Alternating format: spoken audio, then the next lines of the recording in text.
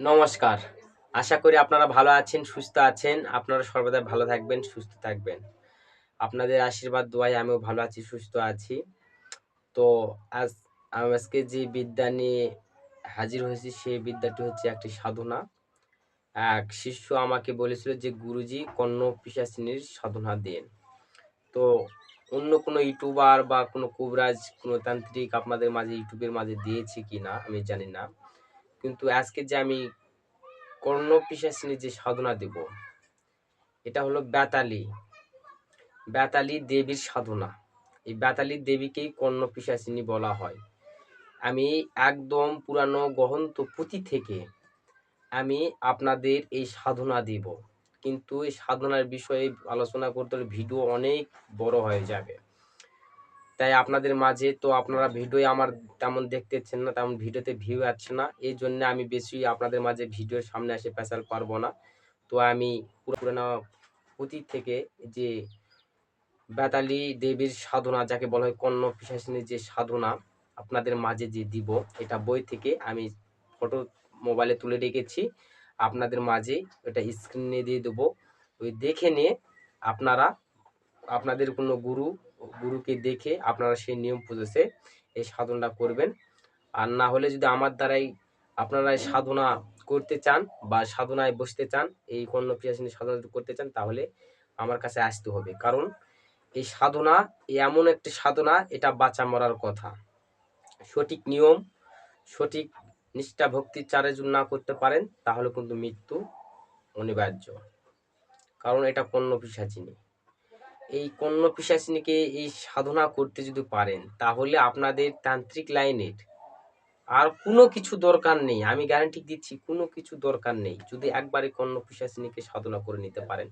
আর এই সাধনা হওয়া মতন এই মায়ের কৃপায় আপনি ভূত প্রেত দেব দেবীর চোখের সামনে আপনি দেখতে পারবেন। আর যে কোনো কাজ আপনি কারেন্টের মতন করে দিতে পারবেন, কোনো সময় লাগবে না।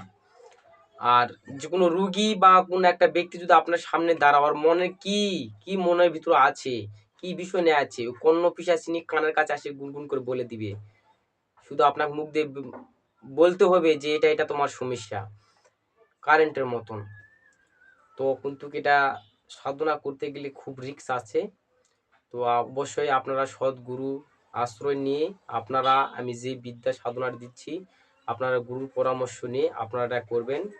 একাই করতে যাবেন না, না তো কিন্তু বড় ধরনের কোনো ক্ষতি হয়ে যাবে। আর এই সাধনা করতে যেয়ে যদি কোনো বাধা বিঘ্ন বা ক্ষয়ক্ষতি হয়ে থাকে, কখনো আমার ইউটিউব চ্যানেল কোনো দায়িত্ব নিবে না। তো আশা করি আপনারা বুঝতে পেরেছেন। কিন্তু আমি একটা কথা বলে রেখে, এই কর্ণ পিশাচিনী এই সাধনা করতে গেলে যখন আপনার সাধনা মা যখন দর্শন দিবে, অপরূপ সুন্দর নারী রূপ ধারণ করে আপনাদের সামনে আসে স্থাপিত হবে। এমন রূপ যেন ওই সাধক কামে টলমল হয়ে যাবে, ওই রূপে কামে টলমল। আর ওই নারী, ওই যে দেবী, এমন নারী রূপ ধারণ করবে যে সাধকের সাথে মিলন করতে চাবে। কিন্তু সাধক তখন ওই রূপে লালসা না করে তাকে মা হিসাবে চরণে আশ্রয় নিতে হবে। মা হিসাবে, মা আমি তোমাকে মাতৃরূপে লাভ করতে চাই। এই রূপ লালসায় আমি চাই না, আমি তোমাকে মাতৃরূপে চাই। মা সর্বদাই তুমি আমার এই সন্তানকে কৃপা করো। আপনাকে মা হিসাবে চাই নেবেন, দেখবেন ওই কর্ণ পিশাচী সহজেই সহজেই আপনার প্রতি তুষ্ট হবে এবং আপনাকে বরদান করবে, এবং মা আপনার সর্বদাই আপনার পাশে থাকবে। তো ভিডিও বেশি বড় করব না। এরকম নিত্য নিত্য ভিডিও পাওয়ার জন্য অবশ্যই আমার ইউটিউব চ্যানেলটিকে সাবস্ক্রাইব করবেন। আর কমেন্টে অবশ্যই আপনার মতামত জানাবেন। আর অবশ্যই আমার ইউটিউব চ্যানেলটিকে সাবস্ক্রাইব করে আমার পাশে থাকবেন। আমি ওই পুঁথি থেকে যে কর্ণ পিশাচিনী যে সাধনা, যেকে বেতালী দেবীর সাধনা বলা থাকে, ওটা কর্ণ পিশাচিনী ওখানে লিখে দেওয়া আছে। সব নিয়ম টিয়ম কিভাবে কি করতে হবে আপনারা দেখে নিয়ে করতে পারেন, কিংবা সদ্গুরু আশ্রয় নিয়ে আপনারা করবেন। আর যদি আমার দ্বারা করে নিতে চান, তাহলে আপনারা এখানে আসতে হবে। কারণ সবকিছু নিয়ম প্রসেস ওগুলো না দেখে দিলে আপনারা কাজ করতে পারবেন না। তো আপনারা ভালো থাকুন, সুস্থ থাকুন। দেখা হচ্ছে আবার কোনো নতুন ভিডিওতে। আমি দিয়ে দিচ্ছি আপনাদের স্ক্রিনের মাঝে সেই সাধনাটি। তো আপনারা ভালো থাকুন। নমস্কার।